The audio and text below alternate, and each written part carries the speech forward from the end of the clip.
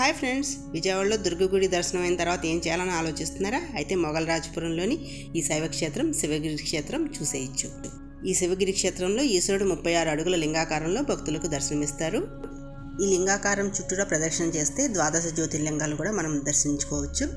వాతావరణం కూడా చాలా ఆహ్లాదకరంగా ఉంటుంది. అట్లాగే మనం శివ పరివారము పార్వతీదేవి, లక్ష్మీదేవి, సరస్వతీదేవిని దర్శించుకోవచ్చు. అట్లాగే దత్తాత్రేయుల వారిని కూడా దర్శించుకోవచ్చు. కొండ మీదకి రావడానికి ఘాట్ రోడ్ లేదండి, మెట్ల దారి.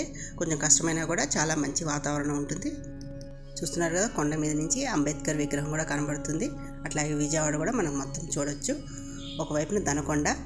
ఈ దనకొండ అనేది అమ్మవారు ముందుగా ఇక్కడ అడుగుపెట్టిన తర్వాతే ఇంద్రకీలాద్రి మీదకి వేయించేశారని చెప్తారు. శ్రీచక్రాకారంలో పార్వతీదేవి అష్టాదశ అమ్మవారి రూపాలు కూడా దర్శించుకోవచ్చు.